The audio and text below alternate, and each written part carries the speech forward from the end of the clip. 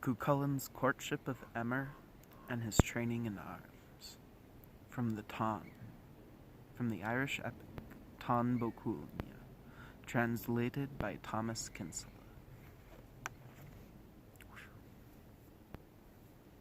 God, I hate my hair in my eyes. Anyway, I just want to let everyone know that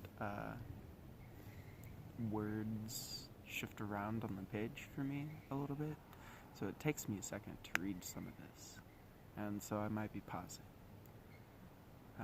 It's not quite dyslexia, but it's like I'll almost flip the words, or like, yeah, anyway. That's just my disclaimer before we start. So once again, Cuchulain's courtship of Emer and his training in arms. The men of Ulster were with Conover and Owen Macha one time, drinking from the Vat All Nuala. It could hold 100 measures of coal-black drink, enough to fill the men of Ulster for the whole evening at one sitting. The Ulster chariot warriors were practicing on spear cords stretched the length of the house from one door to the other, 205 feet. The feats they performed were the apple feat, and the feats of the javelin and the sword edge, and their names were Conall Cernach, the triumphant, son of Amargin, Fergus MacRoch, bravest of the brave, Larry Buadoch, the victorious, son of Connacht, Calter Mach Uchir, Dabach Mach Luchtach, Cuchulain Mac Suladin, and Scale, the son of Bardine, who was doorkeeper of Owen Macha, and after whom Bardine's pass is named. Scale himself was a great storyteller. But Cuchulain outdid them all by his brilliance and nimbleness in the feats, and the women of Ulster filled with love for him, seeing him so brilliant, clever, and nimble of hand, and seeing also his fair face and fine figure. Cuchulain had no wife at that time, and the men of Ulster met together to talk about him, and about their wives and daughters' passion for him. They said a woman would have to be found for Cuchulain. A man with a wife of his own would be less likely to ruin their daughters and steal their wives' love. There was the danger besides that Cuchulain might die young and leave no son, which would be tragic. They knew it was only out of Cuchulain himself that the likes of him might come again. For this reason also he should have a woman. Conover sent 9 men into each province of Ireland, looking for a woman for Cuchulain. They looked in every fort and every town of note in the country, for a king's daughter, or a noble's, or landowners, that Cuchulain would take to wife. But after a year, the messengers came back without a girl to suit him.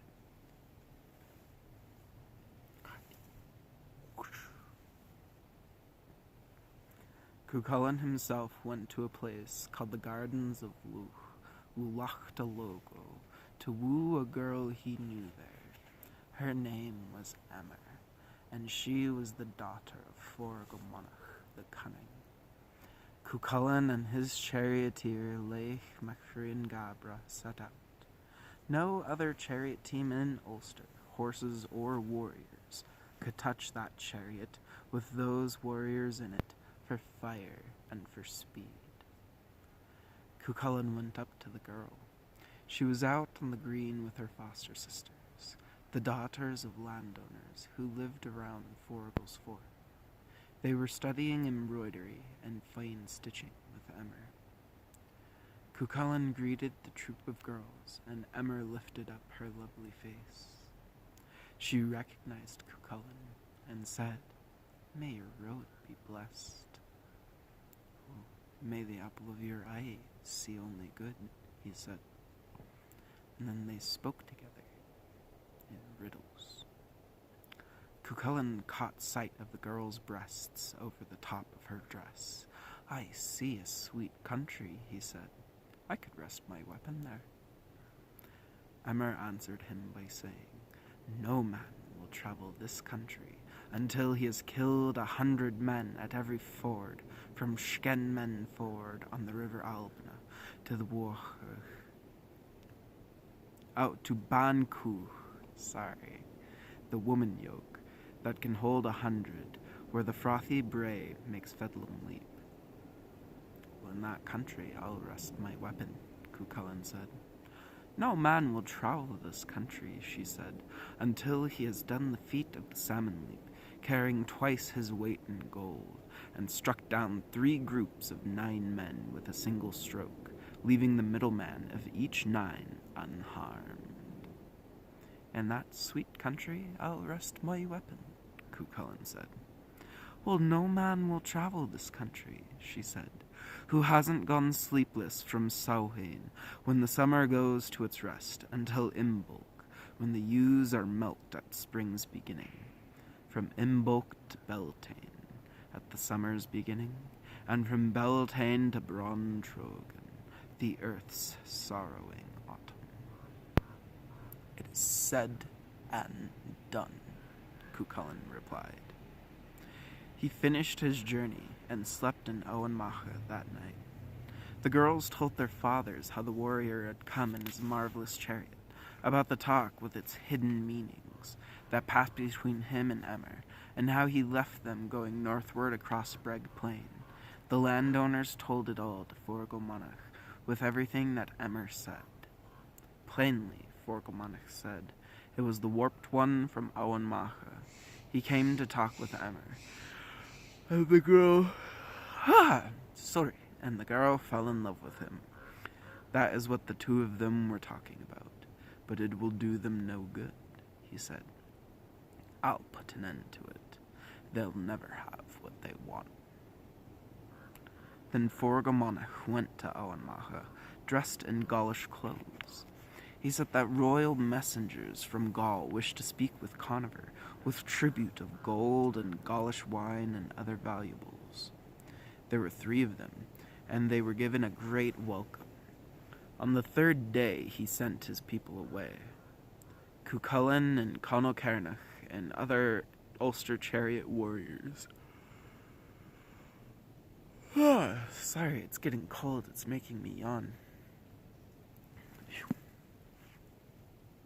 I slept until noon today, so I'm pretty up. I'm just like, and these ravens keep squawking at me. What do you want?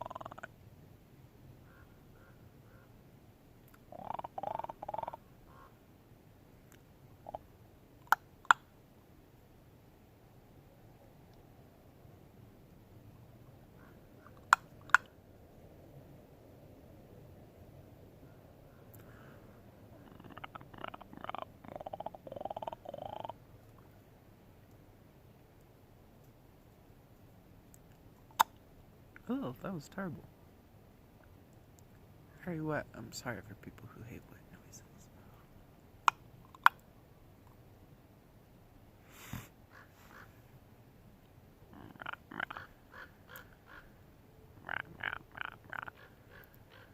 What?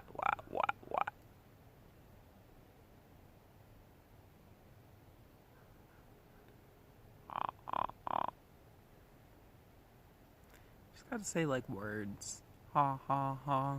Wah wah wah. Wah wah wah. They reply to it.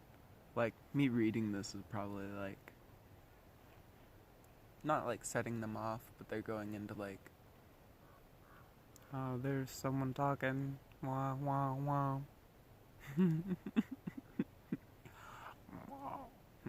That was bad. Wah wah wah wah. They're doing cool ones. They're going like wah wah wah wah wah. I can't do that one. It's usually like if they're getting like pecked, like they'll be like like what the fuck? Or if they're getting fucked, they'll be like You'll hear it a lot in spring.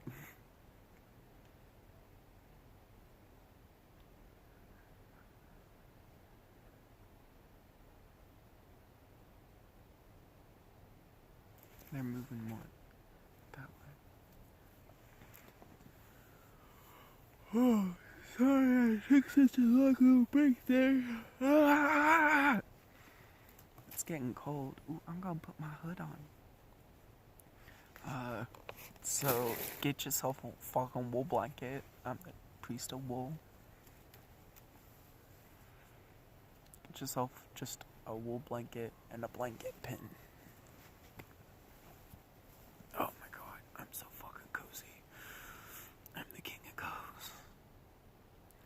This is just what like cloaks were and like kilts and but like a cloak was like just what you would wear over everything else, because like on top of armor and like woolen paddings and underbreeches and all that stuff, you just had a layer of coats on top of you. And then it's like, just imagine a commander in a battle and he's just like up on the hill with his last battalion, because he's a fucking coward. That's just my opinion, though. Charge in with your warriors if you're gonna go. Anyway. But, like, I don't know. He's sitting back with his last little battalion. He sees the battle's turning. It's getting towards him. He has to, like, draw his sword. And then he arranges his cloak. And for a second he wraps himself up in it, and it's just like, okay. I don't know. Like, you gotta have mobility if you're gonna fight. Or throw this off, because, you know, not really all too cohesive to battle. Although, it says that they were.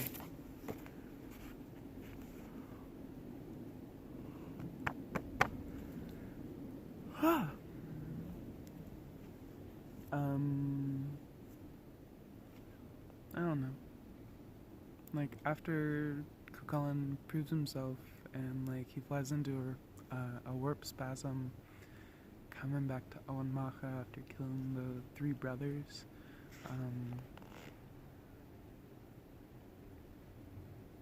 they, like, dunk him in water. Well, they flash him with, like, every pair of boobs in Owen Macha. They're just like, these are the warriors you must face today.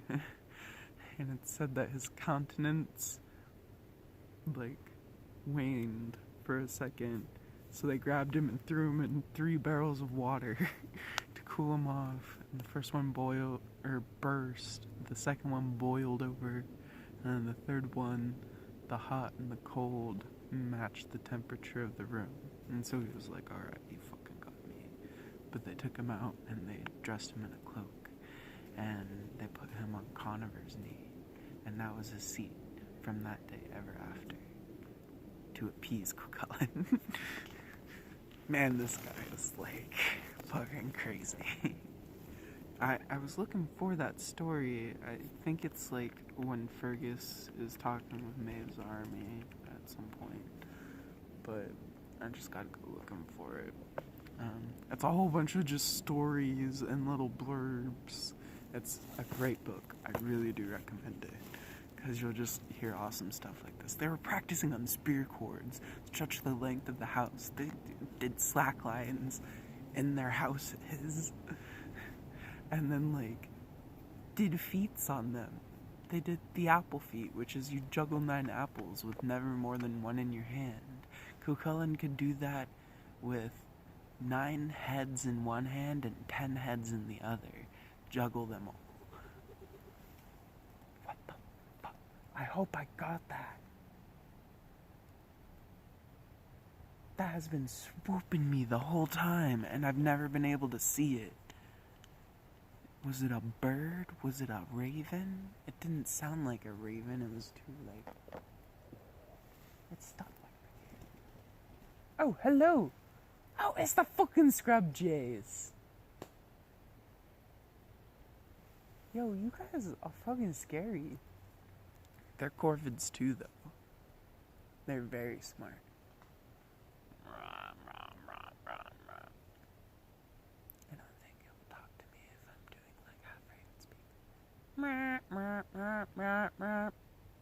That's bad. Okay, get back. Stop squawking at the birds. They've abandoned you now. Birds, why? Birds, what did I do? I didn't mean to scare you. Birds. Okay. Ah.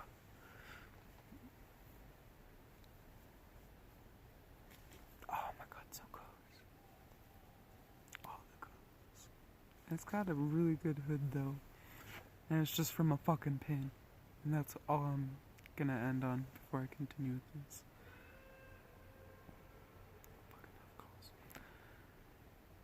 Cuchulainn and Conall Cernach and other Ulster chariot warriors were highly praised in his presence.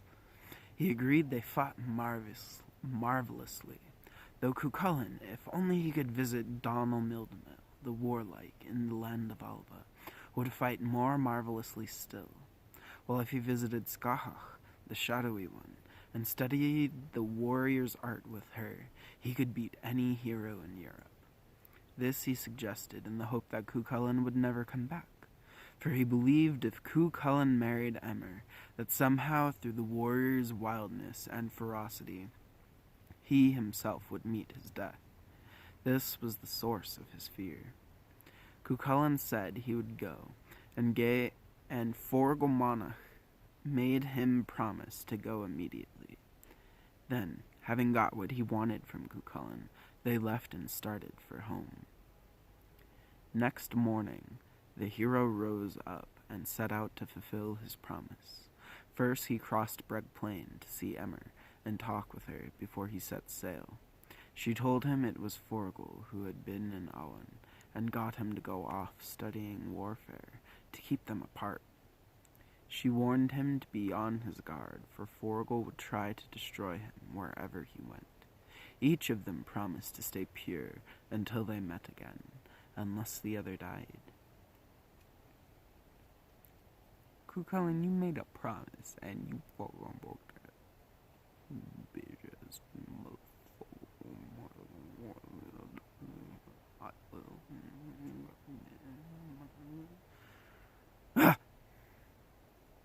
Anyway. Then they took leave of each other, and he turned toward Alba. He stayed with Donal, and was first taught the pierced flagstone, with the bellows blowing under. He performed on it until his soles were blackened and discolored. Next, the hero's coil on the spikes of spears, climbing up along a spear, and performing on its point without making his soles bleed. Finally, Donal told Cuchulainn his training wouldn't be finished until he visited Scahach further east in Alba. So he traveled across Alba. Cuchulainn's road took him to the camp where Scahach's pupils lodged. He asked where she may be. On that island there, they said. How can I get to her? He said. By the pupils' bridge, they said. But no one can cross that unless he is trained in the craft of arms. It was made low at each end and high in the middle. No sooner did a person step on one end, but the other flew up at him and threw him on his back. 3 times Cuchulainn tried to cross the bridge, but his best efforts failed, and the men jeered him. Then he went into his warp spasm. He stepped to the head of the bridge and gave his hero salmon leap into the middle.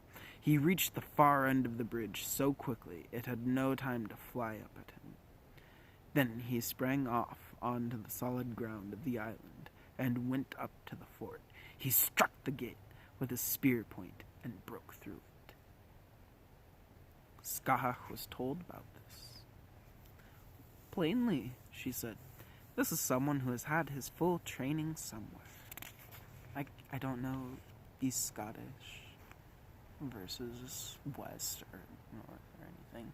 Just trying to go for general Gaelic accent. She sent her daughter Uaha Oh. She. Wah! Wah! Wah! Wah! Wah! No. I like saying Gaelic words in Raven, which is my usual one. I go like Mra, like Mra na Éireann, na Mra na Éireann, the women of Ireland.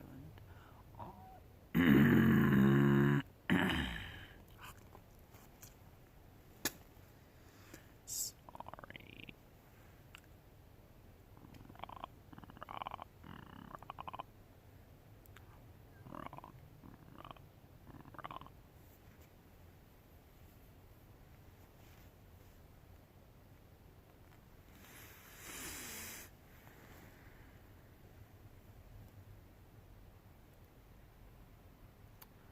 She sent her daughter Uach, god damn it, out to meet the young man and see who he might be.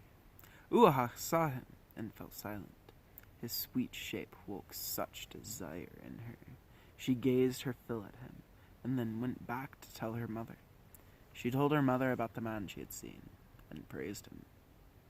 "I can see he pleases you," her mother said. "Yes, indeed," the girl said. "Take him to bed tonight," she said, "and sleep with him, if that's what you want." "It would be no hardship," she said, "if he would like to."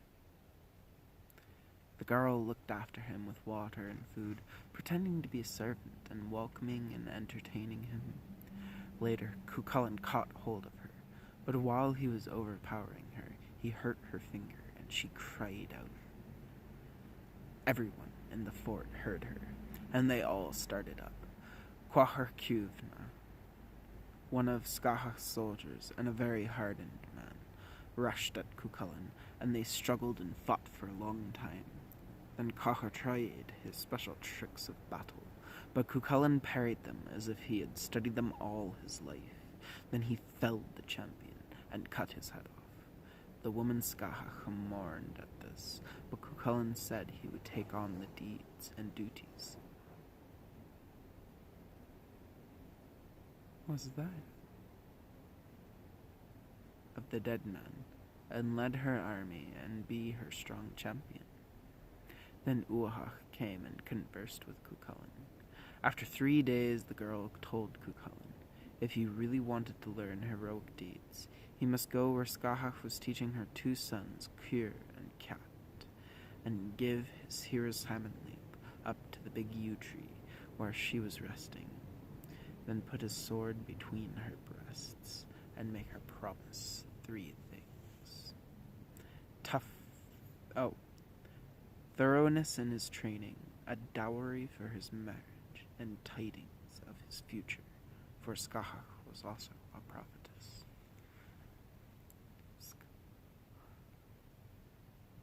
Cuchulainn went up to Scahach and stood with his feet on the 2 edges of the weapon chest, and stripped his sword and put the point to her heart and said, "Death is hanging over you." "I'll give you any 3 things, the 3 highest desires of your heart," she said, "if you can ask them in one breath."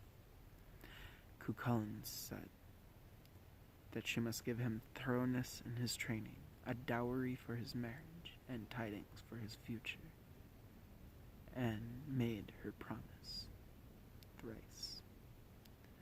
So Uach lived with Cuchulainn and Scahach taught him brave deeds and the craft of arms.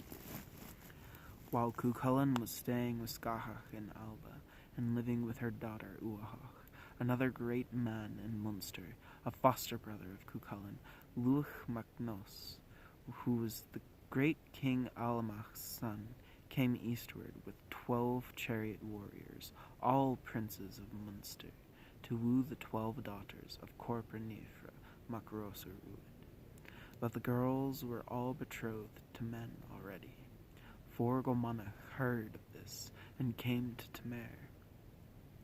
He told Luach that he had an unmarried girl at home, who was the first in Ireland for shapeliness and purity and tidiness.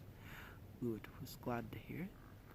and Forgel promised the girl to him, and the Breg landowners 12 daughters to Louis 12 princes as well. I don't think I'm getting sick. I think I'm just getting all the... Oh my god! Oh! I haven't moved my tailbone from this rock for a minute. Oh! Oh! Holy crow! Hollow stones, man. Oh! Crepes! I'm fucking dead. Oh, now I can raven call like a motherfucker. Oh!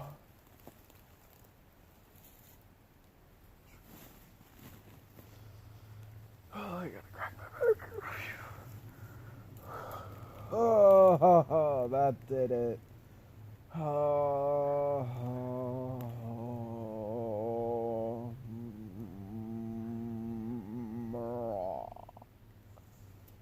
my spine. That was great.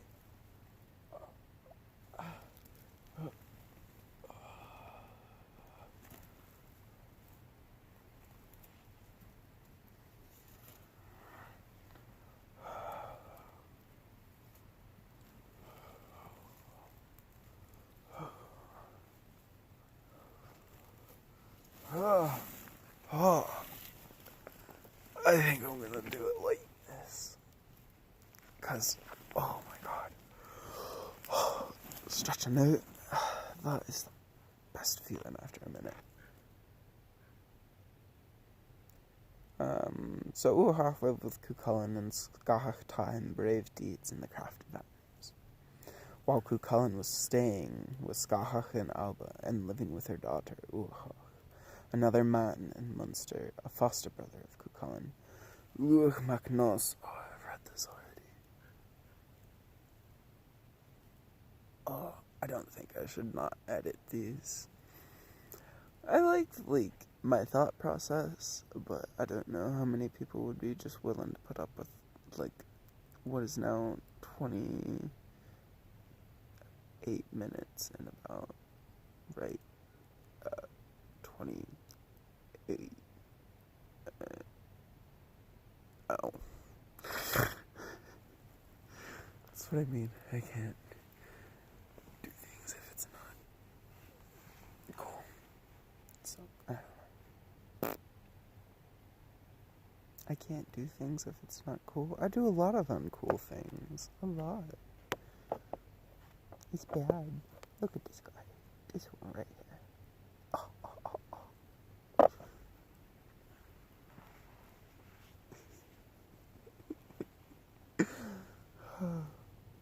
See, because I think, if I did just leave it on... Do I have light right here? Oh, no, it's reflecting off the phone, I think. I think that's the phone.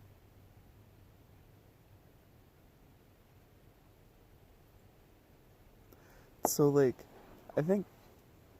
What the fuck? I think it's just a breeze that's, in the trees. A breeze that's in the trees, man. Yeah. I think that's it. But that's a strong breeze that just goes... Whoo. It's huh? Oh, my spine. That was glorious. Yes. Get it.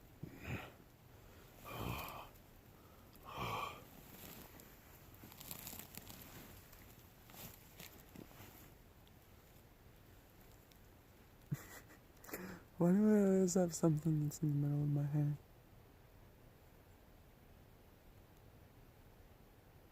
Why are my locks so, aligned now?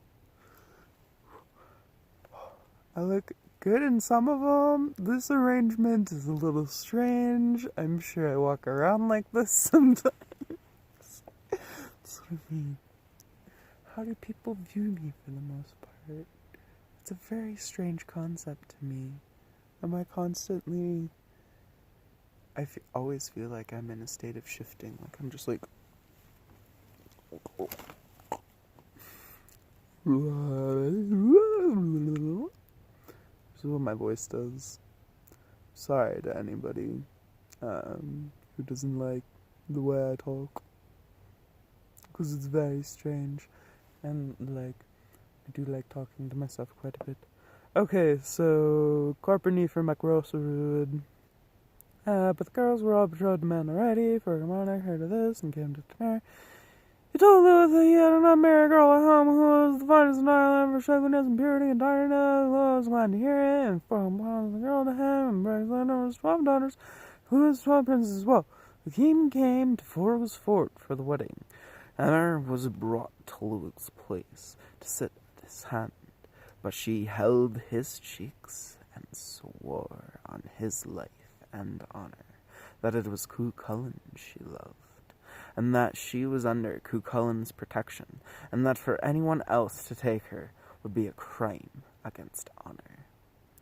Louis didn't dare sleep with Emma then, for dread of Cuchulainn, and he turned for home.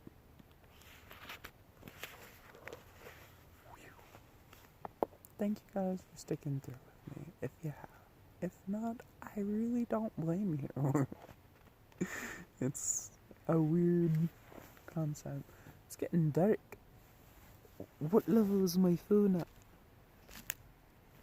It won't even tell me. Oh, alright. Oh, I'm not gonna go... Oh, God. Wait. Oh, I'm already in his training at arms. Yeah, it's only like 4 more pages. Let's do this, guys. If y'all are with me, I'm with you. But we got to pick up the pace just a little bit. At this period, Scotland was at war with another territory, whose chief was the woman Aoife, her own twin sister, as it turns out. Their 2 armies gathered to give battle. Scotland gave Cuchulainn a sleeping draught, and tied him up as a device to keep him out of the battle, in case anything were to have happened to him. But after 1 hour, Cuchulainn sprang up straight from his sleep. A drought that would last another 24 hours lasted him only 1.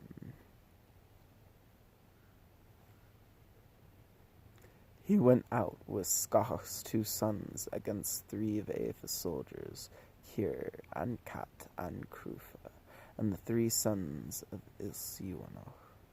Alone he reached the 3 of them, and slew them.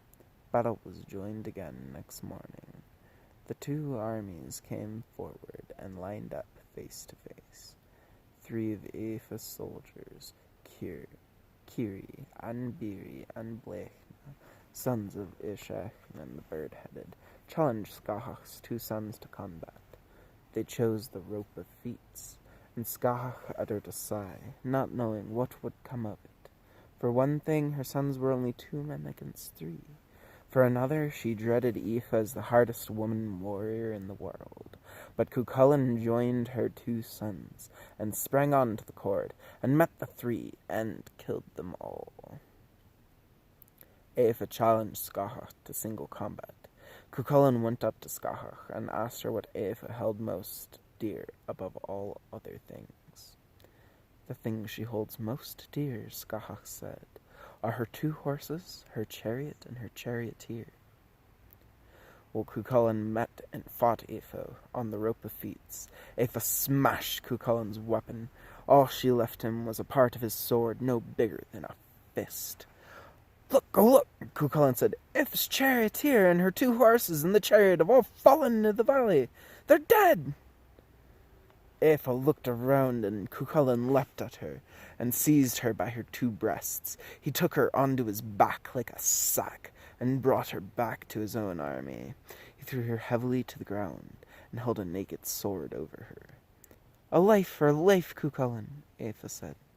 "Grant me 3 desires," he said. "What you can ask in 1 breath you may have," she said.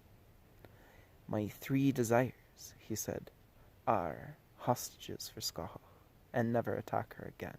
Your company tonight at your own fort, and bear me a son. I grant all you ask, she said. This is what I mean. He, literally makes a deal in order to,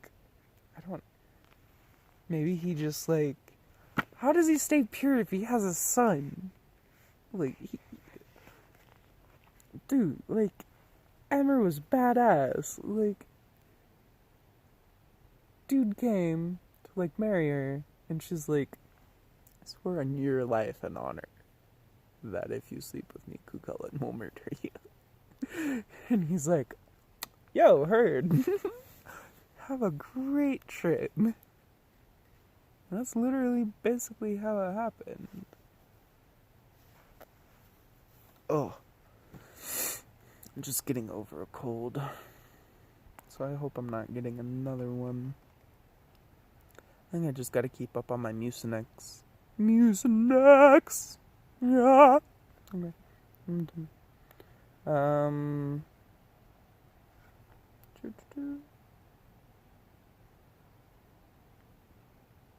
Cucullin went and slept the night with Aoife. Soon Aoife said that she was with child and would bear a boy. This day 7 years I will send him to Ireland, she said, but leave a name for him. Cucullin left him a gold thumb ring, and told her the boy was to come to Ireland to find him when his finger had grown to fit the ring. The name he gave him was Conla. He said Conla was to reveal this name to no man, that he must make way for no man, and refuse no man combat. Then Cucullin went back to his own side. He came back the way he had gone, and met a one-eyed hag in his path. She told him to get out of her way. He said that would leave him no room to pass except the sea cliff below them. But she begged him to get out of her way, so he let her have the path, except where he clung by his toes. She struck at his big toe as she passed him by, to knock him off the path down the cliff. But he saw her in time, and gave his hero's salmon leap upward. Then he struck off the hag's head. She was Ace Inich, the bird-headed, mother of the 3 last warriors to die at his hands. It was to avenge their ruin that she lay in wait for him. So I think I'm just gonna go until he gets back to Scotland. Soon Scahach and her army went home to their own country, with the hostages that Aoife gave them. Cucullin waited there until his wounds were healed. So Cucullin's training with Scahach in the craft of arms was done.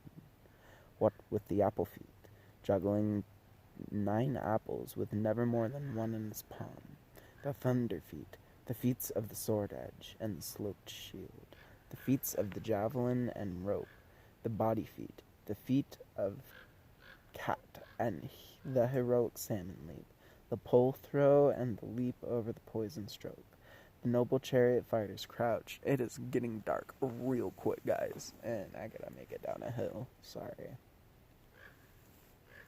I'm sorry, little ravens, I can't quark at you. Heroic salmon leap, the pole throw, and the leap over a poison stroke, the noble chariot fighter's crouch, the gay bolga, the spurt of speed, the feet of the chariot wheel thrown on high, and the feet of the shield rim, the breath feet, the gold apples blown up into the air, the snapping mouth and the hero's scream, the stroke of the precision, the stunning shot, and the cry stroke, stepping on a lance in flight and straightening erect on its point, the sickle chariot, and the trussing of a warrior on the points of spears. Celtic warriors were circus performers, and they were fucking fantastic at it. A message came for him to come back to his own country. He bade them farewell. Scach spoke to him of his future and his end. She chanted to him through the Imbasrashni, the light of foresight, and this is what she told him. I salute you. Weary after triumph, battle-eager, ice-hearted. Go where you'll find some comfort still, what comfort comes with most speed. what most speed with most urgency. Alone no matter where you stand, dire danger ever at hand. Alone and ringed by envy, Cruachan's heroes you destroy, some heroes you protect. Others lie broken-necked, your straight sword stabs behind you, stained with Satanta's own gore, red battle's distant roar, bones broken by the spear, horned herds hemmed in the cruel club's hard edge, raw flesh battle's badge, cattle stolen out of brag, your country under bondage, cattle straying on the ways, for 5 tears sodden days, hardship and a long sigh, one against an army, your own blood a red plague splashed on many a smashed shield. On weapons and women red-eyed, the field of slaughter growing red, on chopped flesh ravens feed, the crow scours the ploughed ground, the savage kite shall be found. Herds broken up in wrath, great hosts driven the hordes, blood spilt in a great flood, Cuchulain's body wasted, there are bitter wounds to bear, and warriors to slaughter, with your red stabbing, spiked spear, grief and sorrow, where you roam murderous on Miramia plain, playing at the stabbing game. Now the crafty champion comes, in rage against a broken wave, heroic in his mighty axe, the harsh scream and cruel heart, let him come, and women kill, and Mev fight with Ailil. A bed of sickness lies in wait, your breast full of fierce hate. Hear the white-horned bull roar against the brown bull of Coolia. When will he come? And when force with sharp valor through the forest arise, versed in the bloody spike, and the long sweeping stroke, and twisting run, and lone attack, shake off weakness and neglect, arise once more and cease your arms, season in the crafts of war, proud striding raider pitiless for Ulster's land, and virgin women, rise now in all your force, with warlike cruel wounding shield, and strong shafted curved spear, and straight sword dyed red in dark gatherings of blood. Men in Alba will know your name, in the winter night pity your wail. Aoife and Uahoch will pity your sweet shape, changing bright body stretched in sleep, nobly broken. For 33 full years all your enemies are yours. You will keep for 30 years your sharp valor and your force. I will not add another year, nor tell more of your career, full of triumph and woman's love. What matter how short, I salute you. Cuchulainn returned to Olwen and told all of his adventures. When he was rested, and he went on towards Forgal's ramparts in Loch Logo to find Emer. So strong was the guard around her that after a whole year he hadn't reached her. Then he faced Forgal's fort in earnest. That day the sickle chariot was harnessed for him, and he drove it in a heavy course, and did a thunder feat that slew 309 men. He reached Forgal's rampart, and gave his salmon leap across the 3 enclosures to the middle of the fort. In the inner enclosure he dealt 3 strokes at 3 groups of 9 men. He killed 8 men at each stroke, and left 1 man standing in the middle of each group. They were Emer's 3 brothers, Skiver and Iver and Cat. Forgel sprang away in flight from Cuchulainn, out across the fort's rampart, but he fell and killed himself. Cuchulainn caught Emer and her foster sister, and their weights in gold and silver, and leaped again with 2 girls across the triple ramparts, and hurried on with shrieks rising around them on every side. Skenmen caught up with them, but Cuchulainn killed him. Skenmen's Ford, is the name of the place where he died. They went onward and came to Glondoth. There Cuchulainn killed 100 men. That was a great deed, Emer said, to kill 100 armed angry men. Glondoth, Ford of the Deed, will be its name forever, Cuchulainn said. Woo!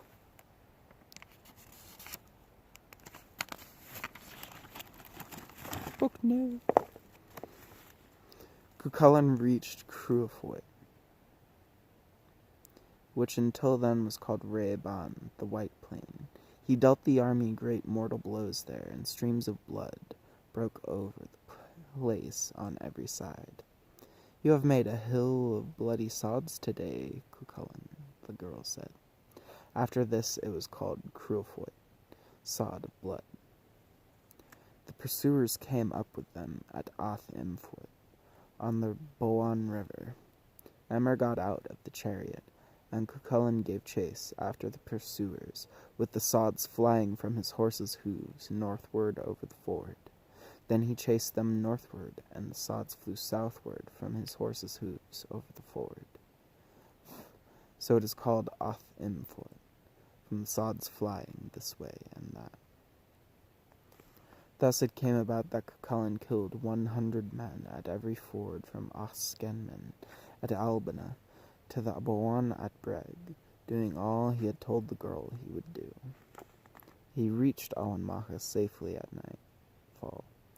Emer was brought into Cruabrod before Conover, and the other Ulster chiefs, and they made her welcome. But there was a sour, sharp-tongued man there, Bricru Macarbad, real asshole, and he said, "Cuchulainn is going to find tonight's doings very hard. This woman he has brought here will have to sleep tonight with Conover. The first forcing of girls in Ulster is always his." Cuchulainn grew wild at this, and trembled so hard that the cushion burst under him, and the feathers flew around the house. He rushed out. "This is very troublesome," Cathbad said. "The king can't refuse to do as Bricru says, yet Cuchulainn would destroy any man who slept with his wife." "Call Cuchulainn back," Conover said, "and we will try to cool his fever." Cuchulainn came in, and Conover said, "Go, and bring me back all the herds about Slabfruit." Cuchulainn went off and gathered together all the swine and wild deer, and every kind of wild flying creatures he could find at Slabfruit, and drove them in one flock onto the green at Awen. His anger was gone. The men of Ulster argued the affair, and decided that Emer should sleep that night in Conover's bed, but with Fergus and Cathbad in it as well to protect Cuchulainn's honour. They said the whole of Ulster would bless the couple if he accepted. He accepted, and so it was done. Conover paid Emer's dowry the next day. Cuchulainn was given his honour price, and he slept ever after with his wife, and they never parted again until they died. Alright, guys. Well, definitely sorry. I shouldn't apologize. I'm gotta stop apologizing. But, yeah. A little more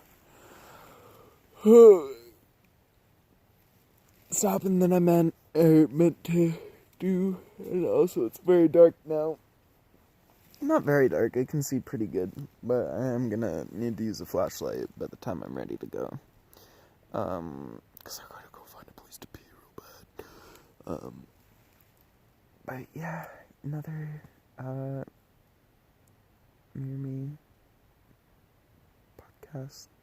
thing to do. Thank you for sticking with, if you have. If not, no worries. Really can't blame you. But yeah, just lying under a scrub oak and a giant. It's Humbaba! Humbaba! It's cedar. Incense cedar. Humbaba! Final thoughts. Winter's coming, guys. I got all the wool that I can. I'm gonna need some more. I want to learn how to knit. Maybe I'll do a knitting video at some point. I don't know. So, I think this is what I'm gonna do from now on as a final thought. Alright. No, you focus on me. You bastard. Whatever. I'm gonna come with, like, a general thing that I'm gonna do. Like, today I was reading from the Táin. And I love the Táin. And every story in the Táin is just like, oh, yes. But I would be more than happy to take some suggestions on, like, if you want me to read something else, or, I do drumming, I do flute and harp, I do a whole bunch of random stuff, and I doubt anyone is really gonna, like, wanna just sit here and listen to a dude talking to himself. Wow, it is really dark looking in my camera. But, I don't know. I like talking, and I don't like talking at people too much because I overwhelm them a lot with my verbalizations.